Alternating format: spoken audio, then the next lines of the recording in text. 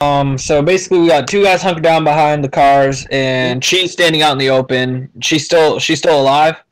Yeah, she's still alive. Yeah, she's a little bit, a little bit woozy, but she's still alive. Holy shit!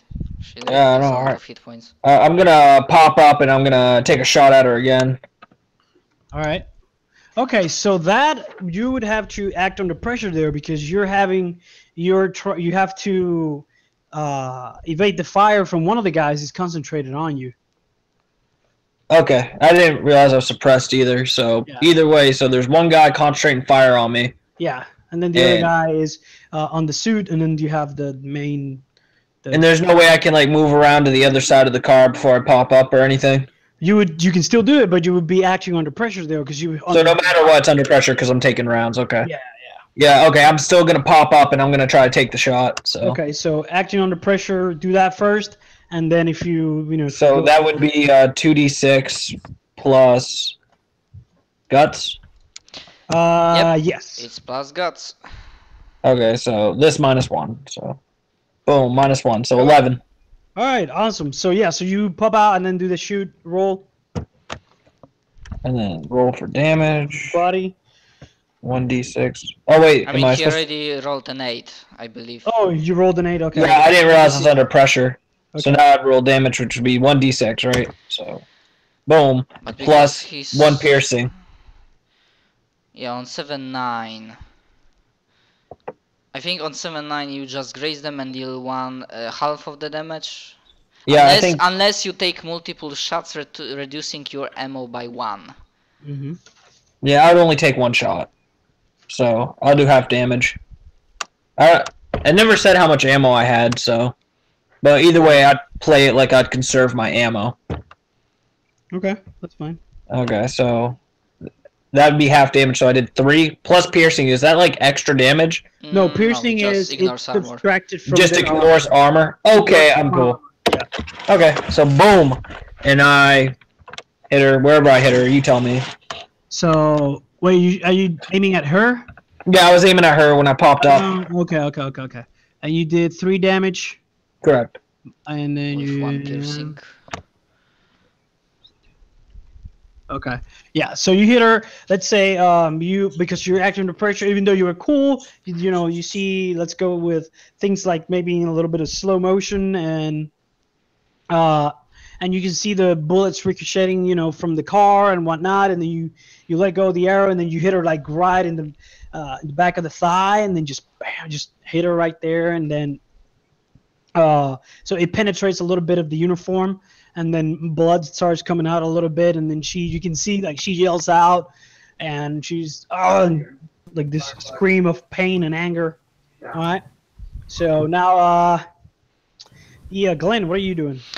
So can I assume that the lady and her 2 henchmen are occupied with? Oh yeah, they targets? Are definitely occupied. Okay, so I will try to find my way through this madness, like complete shit situation, and get those 2 civilians out of the harm's way. Or if it's possible, get the one and check on the other one if he's even alive. Check on them, get them out of the way. Okay, so be act under pressure to get to them. Alright, so that's my guts. Good thing I took that gutsy move. Because I kinda imagined like the doctor like me, boom, 12. Doctor like me has to be... we're all rolling really good today. Has to be like good under pressure. Okay, so you roll... Alright, so you get to them and they're way distracted. You get to them, you see the woman, she's crying, and then when she sees you coming, she kinda like, goes for you and tries to, she's like, help me, please. My dad, he's dying, and then you can see next to the body, like her father, he's on the ground and he's bleeding. Help me get him behind the cover. Okay, so you grab him, she, helps you grab him, and you move him to the car, and then you guys, you manage to get them safely out of the way, so what are you gonna do? And when she says he's dying, can I, as a medical doctor without like knowledge, know that that's true, that unless I give him like medical attention, he's dead? You notice, as soon as you get to them, you notice that if he doesn't get any medical attention, he's probably gonna die. Question, for that, would I need to use use my one use of trauma kit to bring back the dead. I mean, almost dead. Well, he's not dying. I think he just needs medical treatment. Yeah, he just needs medical treatment, so you can use your trauma kit to try to maybe find out. Yeah, okay, so that's still one use of trauma kit gone. Yeah. Apart from that, I have bandages and medicine, but I believe bandages might not cut the work here. No. So yeah, so when you go try to fix the guy, you see that he has like he's bleeding out of his mouth. He probably has like a broken jaw. He has a kind of like a stab wound on the side of the in the gut. And so you go get the trauma kit and you do what you can, and then you kind of seal it up a little bit, and so it kind of stops the bleeding. But he still, of course, needs actual, medical attention. All right. So he's still unconscious. Okay. Okay. So yeah, I have 4 uses of trauma kit left, and although it was slow applied, I believe I am off for now. Like, this will take some time, so the rest of the fight is going it takes a little bit of time, of course. So while this is going on, you're trying to do that. Okay. So Big Daddy Z, what are you gonna do now? You just got shot. Yeah, Big Daddy Z's having a real bad time. Yeah, I know.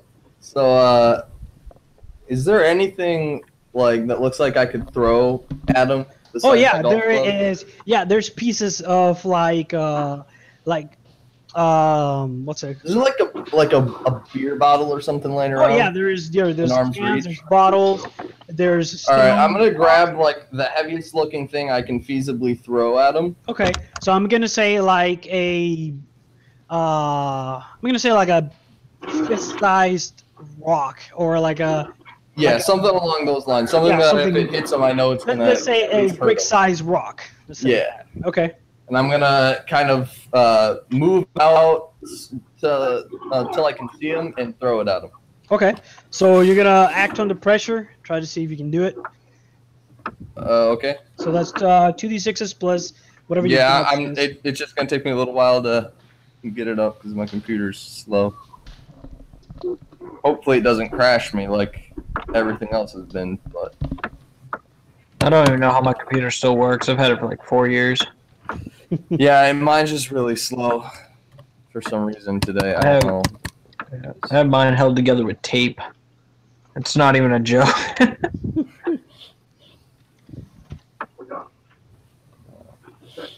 She's been everywhere. So is it going to be act under pressure and then attack? Yes, or? and then to see if you can do it or not. Do we only act under pressure when, like, the whole time we're fighting, or only if we're being suppressed and we're in direct? Only when you're being suppressed, when you have to expose yourself, when you're trying to. It's okay, so the only 2 people being suppressed would be me and Big Daddy Z. Madeline's just on the ground doing her thing. She's on the ground. Okay. She's soldered. So that's she's not. a partial success there. What you got? I haven't gotten it yet. 7. Oh, 7. Okay. Let me grab here real quick. Okay. So let's say you go up to try to see where he's at. So then you go up, you get the brick, the brick-sized rock, whatever, stone, whatever it is, and as soon as you come up to try to throw at him, you realize that he's kind of like he's not where he was, like in front of behind the car. And then when you notice, he moved back to where to behind another car. You're just a couple of steps away. A couple of feet away, there was another car, and then he went back, behind that car, and then he knelt down, trying to take a cover position behind the car. You can still throw it. You can still see him. You see him going away. So. Then in that case, I'm gonna throw it at the lady. The lady? Okay. The lady must die. We're a bunch of women beaters, God. Well, I mean, she's the easier target to hit right now. Yeah, I know. I mean, if she would have just made the sandwich, everything would have been fine. Well, there's another partial success for Big Daddy Z. Okay, so I'm gonna say you deal. You can't deal multiple shots, so you're only gonna deal half damage because your roll wasn't very good. Okay. All right. So. So Yeah. So you roll 2d6 and pick the No, lower one. No, just one. Well, just 1d6. Just roll 1d6. We'll take the half of it. Okay. Okay, so 2 damage.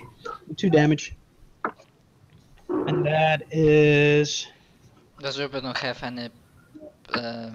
My God, what's the word? Not precision, piercing. I guess not, but. No, it doesn't have anything like that.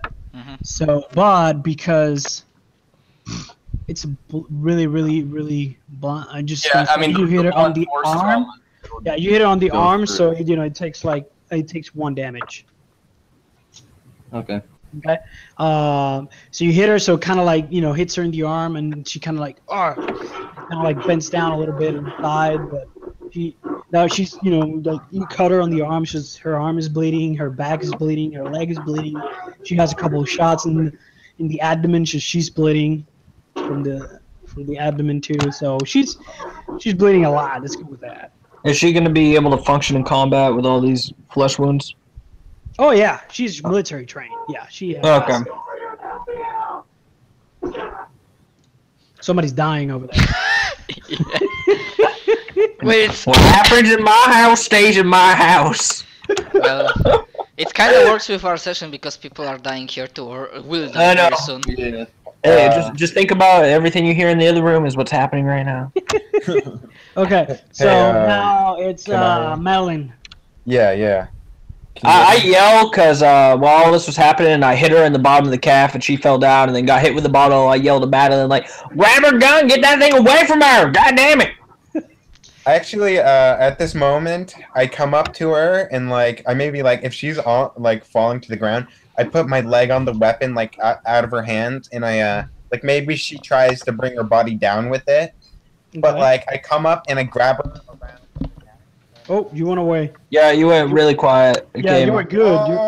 Oh, I heard that. oh. Yeah, it was sounding good, but then all of a sudden it just went quiet. Hey, Oh, there we go. hello. I come up and I break her neck. Okay.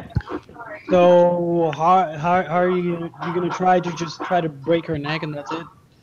Yeah, okay. So what I do is that I step on her gun to try to get it away from her, but then I cradle her neck and try to strangle her backwards to break her neck for her. Okay. You can try to do that. All right. I would love to see that in real life. That would be so awkward. Break! Let's see if it works. 11. So I get my damage unadulterated. Yep. Yeah. Well. Yeah. Okay, that's a 3. So I step on her gun and I attempt to strangle her backwards. Okay. Yeah. So you don't technically break her neck, but you do kind of squeeze her neck up to the point I'm that she choking her. kind of just chokes a little bit and then just kind of passes out. She's not dead. She just passes out. Well, then Okay. if she passes out at that moment, I break her neck. Okay. Dude, if she passes, just stomp on her throat. Just get it over. No, I'm gonna finish what I've started. Okay. So yeah. So you go and you tap on her throat. You just break her neck. Sure. Okay, miss, I'm a Texas Ranger cop, upholder of the law. Hey, man, she isn't good. I don't protect the bad. What's your character mentality thing? Survivor Well, type? I try to. My mentality is I'm trying to do. No, like the thing that you get 1 XP when you do this. Oh, I get it for doing good, and I'm trying my hardest to do Okay, good. okay. You just executed somebody that was unconscious. To be fair, they tried to kill us. Yeah, they tried to kill. I would have done the same shit. Okay. Whose turn is it? So anyway, so that happens.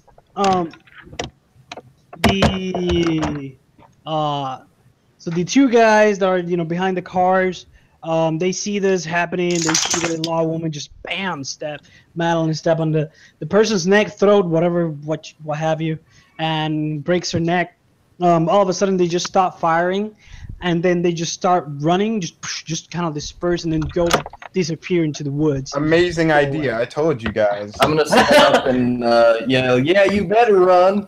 I'm just gonna instantly run up and I'm gonna grab her walkie-talkie, and I want that right now. And I want to see if there's anything salvageable on her that we can grab. Yeah, I'm also probably I'm helping gonna try and salvage. take the gun because I only have melee. Okay. So the only thing that's basically salvageable is a knife, a surviving knife.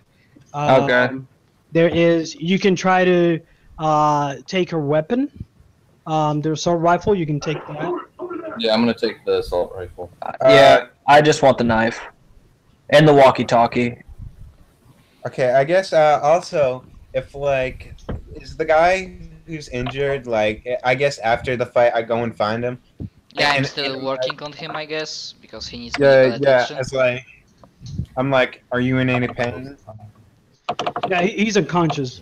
Okay. Madeline, Okay. he's unconscious.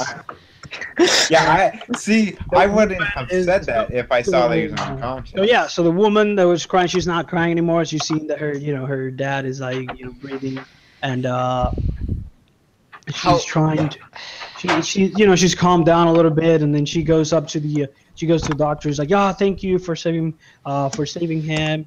Yeah, that's what I do. Listen. We have to go now, and we need to take care of him. But if we need something to put him on and pull him up, because taking his body by hands will mean that he might have something, back problems. Maybe yes. This is not a good idea. I'm a doctor, trust me. I immediately try to pull my arrows out of this girl so I can keep my arrows. Okay. And I go to the doctor real quick. Hey, doctor, okay, so we can't move him. Okay, what if we take two branches, two big branches, we take off our shirts, we tie to the branches, we got a little gurney, we can get him right the hell out of here. That sounds like a good idea if you can do it. Why don't we use this body's clothes and kick or just carry him? Can I just? Or we can use somebody else's clothes. You act like I care. I don't care anything about clothes. Well, I'll go get the branches. Nobody wants to talk. Okay, peace. I go and I start trying to find two big branches. Oh, my dog. Yeah, Okay. I mean, I am no doctor in real life, but I imagine if you try to move somebody injured by hands, then it's dangerous for him. So you need something Could I like a. Well, I maybe ask you this, Glenn. I ask if I can just I ask, I guess, can I just carry him on my back? I'll be real gentle, You might be as gentle as you want, but in my experience, carrying a person, especially this I think I know. How was he injured? If he has any back problem, if he was shot or beaten. Do I know that? If he was bitten. Right, do I know if how he got his injuries? Oh, his injuries. He was stabbed. Yeah, he was stabbed and he was hit across the face and he was. Yeah, it would be. I imagine. Yeah, we'd be able to just carry him. Yeah. Right. So if we carry him as long as he's patched up and the bleeding stopped. Yeah. Yes, his wounds might still open, but okay, if we. Yeah, we don't have much time, so. So she's well, it doesn't matter. Just the red comes back with the branches, and she. I don't think there's any point in the gurney, and I just kind of start picking him up and on my back. So she's like, "Oh, be careful," the girl. She's like, "Be careful, yes, please." I'm being very careful. Okay. So yeah, let's. I got a lot of training in this. Let's go to Applebee's. It's not far from here. We are it's going only there like an hour walk from here. Yeah, let's move because we had some runners, at least one behind us, so there might be more. Okay. Who knows? All right, so Red, we don't need your branches. Put those away, silly. And I have the guy across my back, like I'm holding him.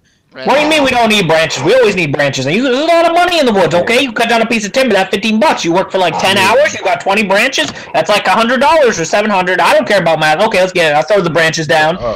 And I'm like, can we just please get the hell out of here? By the way, Big Daddy Z, I got this walkie-talkie. We're gonna fuck with people later. Let's go. Nice. That's what I'm saying, Red, till the last 5 minutes. Let's go, move. Okay. I said to Red, most people call me just Big Daddy. The Z is, for business only.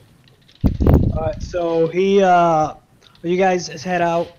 Just you go, you walk, and you come across the she, an hour goes by, and she's like, oh yeah, it's right up there, and then you take a, you continue down the highway, quote unquote highway, and you make a turn, and from behind the trees you can see the settlement. You start seeing the like a fence, like a made up fence, and you can see like one or two guard sentries they have. One of them has an assault rifle, the other one has like a sniper rifle.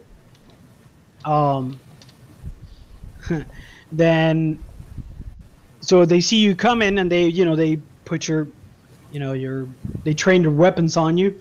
I give him a nice wave.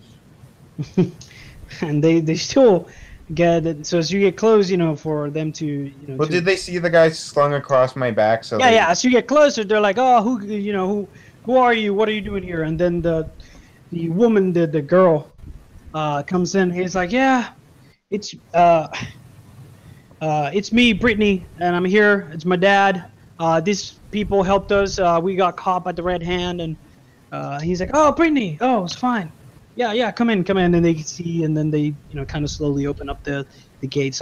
It's like one of those made up gates with like barbed wires and the places of wood and stuff like that. You can't climb over because you probably cut yourself to death. And so he goes around. It's like a wall, as you can see, and then it follows. It's like an entrance, and then she leads you down the road, and you can see. You go, it's a made-up road that goes down towards the woods, and then when you come to a clearing, you can see you start seeing the school, and the parking lot, the small parking lot, and then the actual school, which is surrounded by another smaller internal, wired fence. This one is not doesn't look as protected as the other one. Do we see people? And then there's an outer perimeter, a little bit, I mean, the first priority for me, I ask whether I can, and say both to Brittany and Madeline that we need to get him to. I don't know if this place has some sanitary, nursery room or hospital room. Yeah. It's a school. He has an infirmary room. He has, the school. First, we need to get him to infirmary. If this place doesn't have their own medics, I will look after him for the day. He still requires attention. Okay. Oh, by the way, you guys, this is probably like around noon or in the afternoon or something. Alright. So before evening, we should be at the safe house. What? I mean, it's afternoon, so we will. Yeah, it's probably like around noon, like 1 or 2 p.m. or something. Okay, so no problem. But for now, we are getting to the safe house, I guess. Yeah, give me 1 second. I'm trying to find something here real quick. Okay.